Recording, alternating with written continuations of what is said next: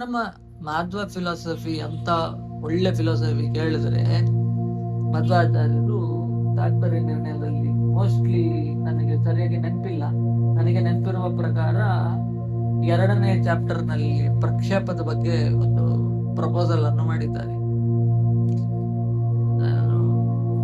ವಿದ್ಯಾರ್ಥಿಗಳಿಗೆ, ಕಾಲೇಜಿನಲ್ಲಿ ಎಲ್ಲ ಇರುವವರಿಗೆ ಮತ್ತೆ ಲಾಯರ್ಗಳಿಗೆ ಕೆಲವು ಸಲ ಮಾತಾಡುವಾಗ ಅಥವಾ ಡಿವೋರ್ಸ್ ಕೇಸ್ ಇದ್ದ ಬಗ್ಗೆ ವಿಚಾರ ಮಾತಾಡುವಾಗ ನನ್ನ ಕೌನ್ಸಿಲಿಂಗ್ ನಲ್ಲಿ ಕೂಡ ಇದೊಂದನ್ನು ಹೇಳ್ತೆ. ಏನು ಕೇಳಿದ್ರೆ, ಕೆಲವು ಸರ್ತಿ ಒಬ್ಬ ಆಥರ್ ಅಥವಾ ಒಬ್ಬ ಪಬ್ಲಿಷರ್ ಅವನ ಪುಸ್ತಕ ಸೇಲ್ ಆಗ್ಬೇಕು, ಅವನೊಂದು ಐಡಿಯಾಲಜಿಯನ್ನು ಸೇಲ್ ಮಾಡ್ಬೇಕು ಅನ್ನೋ ಕಾರಣಕ್ಕೆ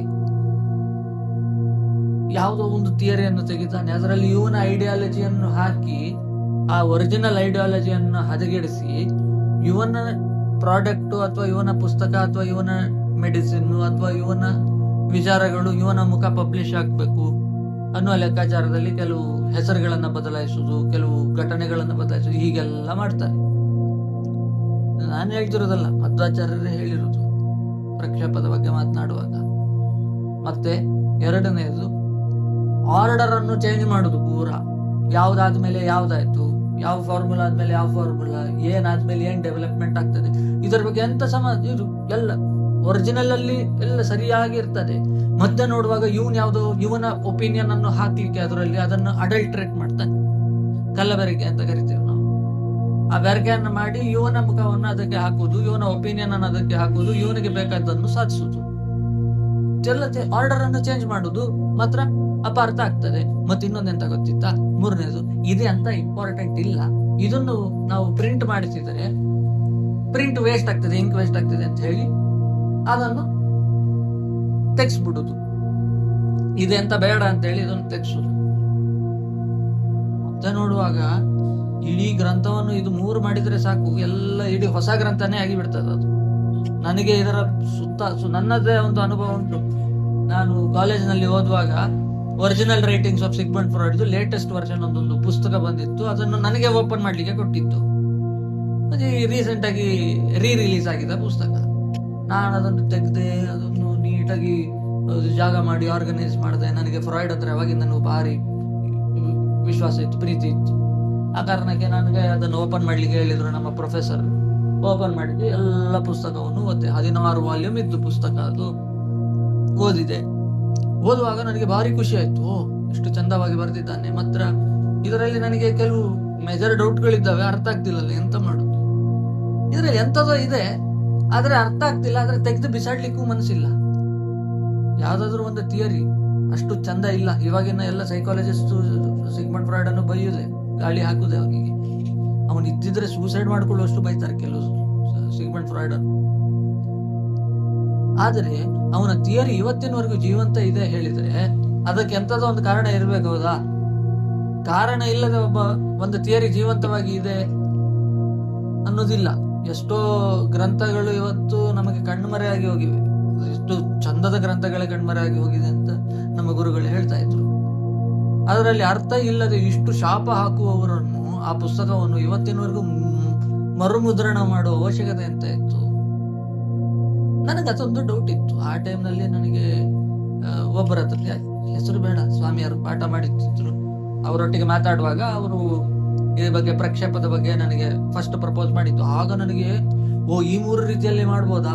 ಹಾಗಾದ್ರೆ ನಾನು original writings of Sigmund Freud ಅನ್ನು ನಾನು ವಿಯೆನಾ, ಆಸ್ಟ್ರಿಯಾದಿಂದನೇ ತರಿಸ್ಕೊಳ್ತೇನೆ. ಒರಿಜಿನಲ್ ಕಾಪಿ, ಫಸ್ಟ್ ಕಾಪಿ ಯಾವ್ದು ರಿಲೀಸ್ ಆಗಿತ್ತು ಅದನ್ನೇ ನಾನು, ಅಥವಾ ಲೇಟೆಸ್ಟ್ ಕಾಪಿ ಯಾವ್ದು ಅವೈಲಬಲ್ ಇದೆ ಅದನ್ನು, ಫಸ್ಟ್ ಕಾಪಿ ಯಾವ್ದು ಅವೈಲಬಲ್ ಇದೆ, ಓಲ್ಡೆಸ್ಟ್ ಕಾಪಿ ಅದನ್ನು ತರಿಸ್ತೇನೆ ಅಂತ ಹೇಳಿ ನಾವು ಮಾಡಿತ್ತು. ಒಂದು 8 ವರ್ಷದ ಮುಂಚೆ ತರಿಸ್ಕೊಂಡೆ ಪುಸ್ತಕವನ್ನು. ಅದರಲ್ಲಿ ನೋಡುವಾಗ ಆಶ್ಚರ್ಯ ಎಷ್ಟಾಗ್ತದೆ ಗೊತ್ತಾ? ಮಧ್ವಾಚಾರ್ಯರು ಹೇಳಿದ ಎಲ್ಲಾ ಮಾತುಗಳು ಸತ್ಯ ಅಂತ. ಯಾಕೆ ಕೇಳಿದ್ರೆ, ಆರ್ಡರ್ ಅನ್ನು ಚೇಂಜ್ ಮಾಡಿದ್ದಾಗಿರಬಹುದು, ಇವರ ಒಪಿನಿಯನ್ಗಳನ್ನು ಹೊಸಬರು ಹಾಕಿರೋದಿರಬಹುದು, ಮತ್ತೆ ಫ್ರಾಯ್ಡ್ ಆಕ್ಚುಲಿ ಹೇಳಿದ ವಿಚಾರಗಳನ್ನ ತೆಗೆದೇ ಬಿಟ್ಟಿದ್ದಾರೆ.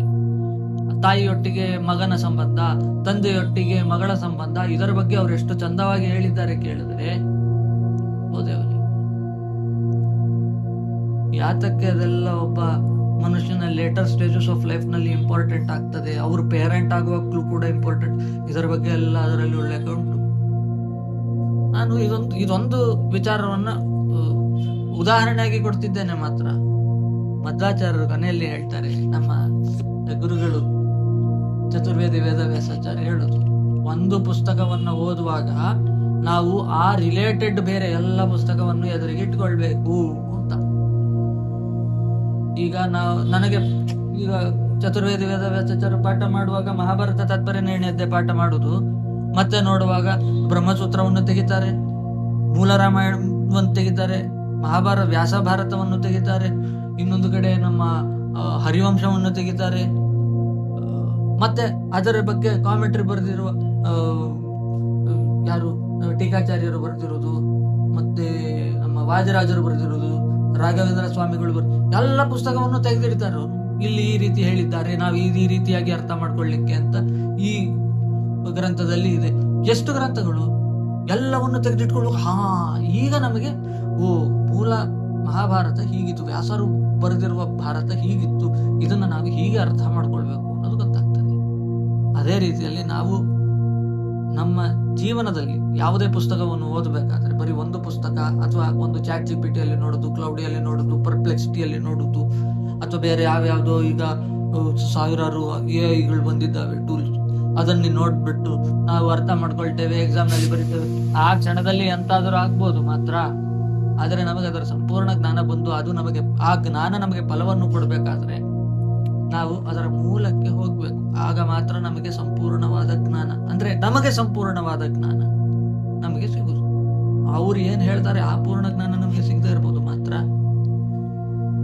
ಬಾವಿಯಲ್ಲಿ ನಾವು ಒಂದು ಬೊಗಸೆ ನೀರನ್ನು ತೆಗೆದಾಗ ನಮ್ಮ ಬೊಗಸೆ ಎಷ್ಟಿದೆ ಅಷ್ಟು ಮಾತ್ರ ನಮಗೆ ನೀರು ಸಿಗುದಲ್ಲ. ಹಾಗೆ ನಮ್ಮ ಜ್ಞಾನ ಪೂರ್ತಿಯಾಗಿ ಸಿಗ್ಬೇಕು. ಸರಿಯಾದ ಜ್ಞಾನ ಸಿಗ್ಲಿ ಅಂತ ನಾವು ದೇವರಲ್ಲಿ ಅದಕ್ಕೆ ಪ್ರಾರ್ಥನೆ ಮಾಡೋದು, ಹಯಗ್ರೀವ